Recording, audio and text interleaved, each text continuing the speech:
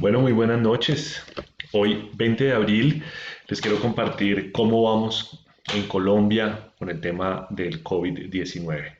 Todo el tema, la idea es poder responder las preguntas de qué pasa con el tercer pico, cómo vamos, lo que se ha suscitado con el tema de los pacientes menores de 5 años o inclusive de 1 año que están hospitalizados en la actualidad, etcétera.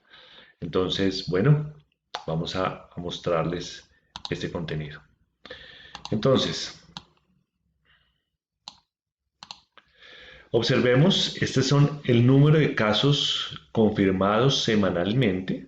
Tenemos que el primer pico estábamos en el que fue en agosto, el máximo punto fue en 80.851 por semana. Vemos que el 20 de enero hubo 124.999 por semana, ¿sí? Que fue el máximo. Y para la fecha del 17 estábamos en 117.361, o sea, el 17 de abril.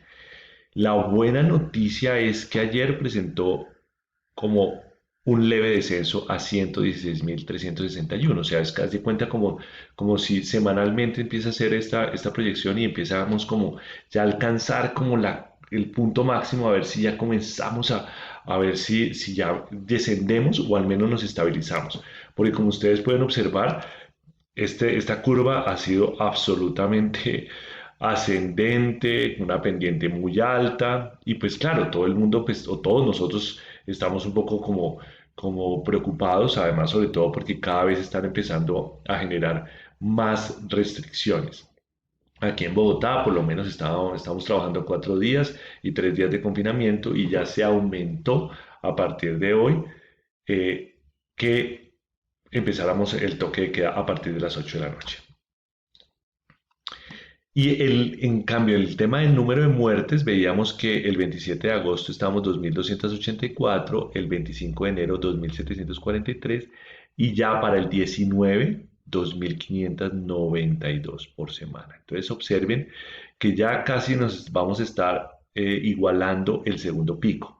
Obviamente, lo primero que uno empieza a ver después de las medidas o las restricciones es empezar a disminución de casos y ya después empieza a ver la disminución de muertes.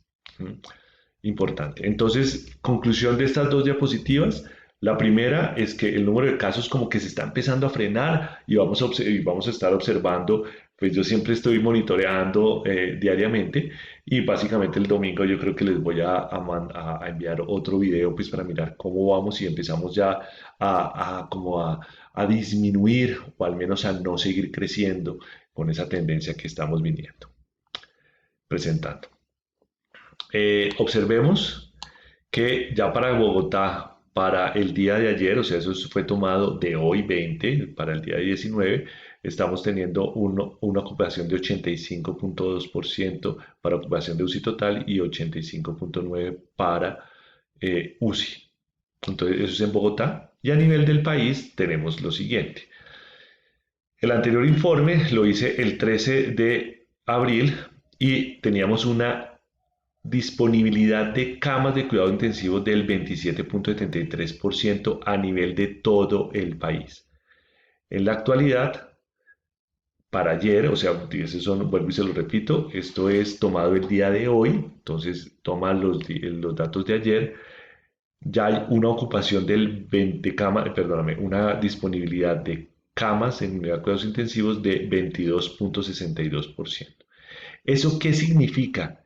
Que hay del 13 al 19 se utilizaron 600 camas y como ustedes pueden observar acá, el color piel, digámoslo así, la barrita de color piel, que cada vez se va disminuyendo, es las camas disponibles, la disponibilidad de camas UCI. Entonces, ¿qué significa eso? Que seguimos, que es muy coherente con lo que estamos viendo. O sea, entre más casos tengamos, más probabilidades que haya personas fallecidas y obviamente pues mayor ocupación va a haber en las camas, en las unidades de cuidados intensivos. También les quiero responder unas preguntas. Básicamente he tenido el, el- la gran pregunta y la gran angustia de las mamás diciendo, oiga, ¿cómo así que hay niños hospitalizados que están en cuidados intensivos? Entonces, para esto les quiero presentar esta información. Entonces, esto es por rango etario, ¿sí? En donde ustedes pueden observar de los 2.667.136 personas, eso pues faltaba eso fue para 19 de abril, eso fue tomado esta tarde de los datos. Eh, Hoy 20, porque siempre salen más o menos en las horas de la tarde el conteo del día. Entonces fíjense que o menor de un año, hubo contagiados 9.036, de 0 a 9 años 75.797, de 10 a 19 años 178.035. Ya después les quedo viendo, me faltó aquí en la diapositiva el valor, pero ya les tengo una tabla en donde calculamos la mortalidad. Pero fíjense las barras de 20 a 29 años, casi llegamos a los 600.000. Llegamos casi a los 5.000, ¿qué? 580.000 y aquí a 600.000. Mientras que de 40 a 49 años, 535.000, de 50 a 59 años, 368.000, de 60 a 69 años, 232.000 y así sucesivamente. Inclusive mayores de 100 años, 465 personas que tuvieron COVID. Y ahora observemos con los fallecidos. Estos son recuperados y ahora los fallecidos. Fíjense que sí efectivamente ha habido menores de un año, 43 años, de 43 pacientes, de 0 a 9 años 46, de 10 a 19 años 87, y observen cómo va subiendo la curva. Claro, esto uno lo ve en datos y pues eso uno dice, no, pues es que casi no se ha muerto, no, pues esto en primer lugar, mi condolencias a estas familias que pues perdieron su bebé pues por estos temas, pero pues cuando uno empieza a mirar el asunto a nivel poblacional, tiene que en primer lugar ver las estadísticas y después empezar a profundizar en los casos. Desafortunadamente no podemos tener como acceso a las historias clínicas de cada uno de estos pacientes porque pues en primer lugar estos datos de todo el país y pues cada persona, cada numerito tiene sus particularidades, que tenía comorbilidades, que no tenía comorbilidades, que se cuidó, que se descuidó, que tiene algún tema genético, que fue una cepa, la otra cepa, en fin, hay muchas variables. Por esa razón, para mí uno de los puntos más importantes es poder mostrarles pues evidencia, números, ¿sí? Que obviamente tiene sus limitaciones, pero lo más importante es que nos quede el concepto. Entonces yo les preparé una tabla de mortalidad. Y esta tabla de mortalidad lo que significa es, precisamente en esto están los rangos etarios, o sea, está desde menores de un año hasta mayor de 100 años, en los cuales cuáles fueron los casos confirmados y cuáles fueron los fallecidos según el rango etario, para poder calcular la mortalidad. Entonces, la mortalidad de todo el país está en 2.58. O sea, es decir, que de 100 personas que tienen COVID, hay 2.58 que fallecen. ¿Ok? En cuanto a menores de un año, el riesgo de que se muera es 0.48. O sea, es menos de 100 niños que se enferman, menores de un año, la probabilidad es de 0.48%. O sea que es una mortalidad muy baja. Y volvemos a lo mismo, ¿no? Tiene que uno que mirar las comorbilidades. Ahí hay mucha angustia, obviamente, las mamás cuando están hablando de que no, es que mi hijo tiene asma, tiene gran probabilidad, etcétera. Pues definitivamente, pues esto es muy relativo, ¿no?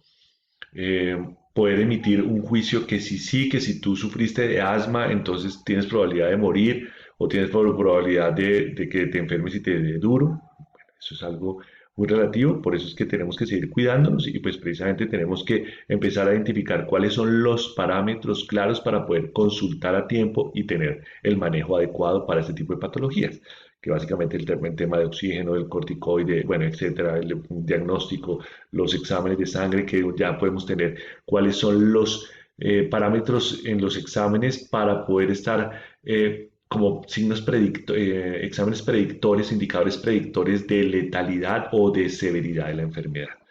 Vuelvo y se lo repito, pues aquí esto es un gran universo en los cuales estamos aprendiendo, pero cada vez estamos aprendiendo más. Fijémonos de 0 a 9 años el 0.06 y de 10 a 19 años el 0.05, o sea, esto es algo muy, pero muy, muy, muy bajo. De 20 a 29 años el 0.12, de 30 a 39 años 0.29, o sea, ¿qué quiere decir? Vuelvo y repito, de 100 personas de 30 a 39 años existe el riesgo de morir por COVID, o sea, que tengan COVID, o sea, de 30 a 39 años, de 100 personas de esa edad que tengan COVID, el riesgo es que 0.29 fallezca. Entonces eso es bastante, bastante bueno, ¿no? De 40 a 49 hay un 0.88. Y aquí, a partir de los 50 años, como que empezamos a dar el salto. De 50 a 59 años es 2.32, o sea, casi, casi como la mortalidad en general de Colombia, 2.58. Pero de 60 a 69 años está el 6.78, o sea que de 100 personas que tienen COVID de este rango, 6.78 tienen la probabilidad de fallecer por COVID. Lo mismo de 70 a 79 años, 15.33, de 80 a 89 años el 25, de 90 a 99 años el 33.5 y mayor de 100 años el 32.04. Por esa razón, mis chinitos y mis chinitas, es que la vacunación va orientada hacia este rango etario y por eso fue que comenzamos por los mayores de 80 años y ya vamos en 60, 69 años en la vacunación que se comenzó en febrero, vamos marzo y estamos a mediados de abril, ya casi finalizando abril. Entonces, por esa razón, entonces la idea cuál es que estas personas que estén vacunadas, si les llega a dar COVID, no lleguen a una unidad de cuidados intensivos. Entonces, esto es supremamente valioso, me parece algo importantísimo para que nosotros observemos que no solamente son los cuidados, sino que también tenemos que estar en la vacunación. Entonces, por favor, esto es lo que les quería decir. ¿Cómo vamos? Yo pensaría que ojalá que esta semana ya podamos empezar a frenar la probabilidad, es decir, de que sigamos creciendo, que estemos empezando a frenar esa curva y que ojalá la de mortalidad en el domingo ya estemos como un poquitico ya empezar a estabilizarnos o a empezar a descender. Entonces, les mando un gran abrazo, mucho ánimo y, ay, perdón, se me olvidaba esto importantísimo. Fíjense que esta fue la distribución etaria de las personas que fallecieron hoy. Es decir, miren, menor de 0 años, lo que veíamos, de 4 personas de 20 a 29 años, de 30 a 39, 15, 40 a 49 años, 46 personas, y fíjense que la mayoría está en los 70 a 79 años. Ese rango etario es bastante importante, por favor, cuidemos a nuestros familiares. ¿Qué significa eso? A nuestros adultos mayores, etcétera. El uso del tapabocas, lo que ustedes ya saben hasta la saciedad. Y básicamente les quiero dejar con esto. O sea, en este momento yo me siento como esa florecita que está empezando a resistir la nieve, que somos frágiles, sí, como humanidad nos hemos visto que somos frágiles, frágiles a las epidemias, frágiles a la economía, frágiles a todo este tema que está sucediendo con la reforma tributaria, el tema del empleo, del endeudamiento, etcétera. Pero a su vez, así que a pesar de que somos frágiles, la vida es algo maravilloso y la vida es esto, no sé, es un buen ejemplo en el cual que crece a partir de la nieve de condiciones adversas. Definitivamente que tenemos que tener mucha fortaleza, mucha fe y mucha esperanza. Esto tenemos que seguir saliendo todos y por favor mucho optimismo y juicio, a cuidarnos, si vamos a trabajar, hacerlo con mucha responsabilidad, etc. Entonces, un abracito y quedo súper guapo.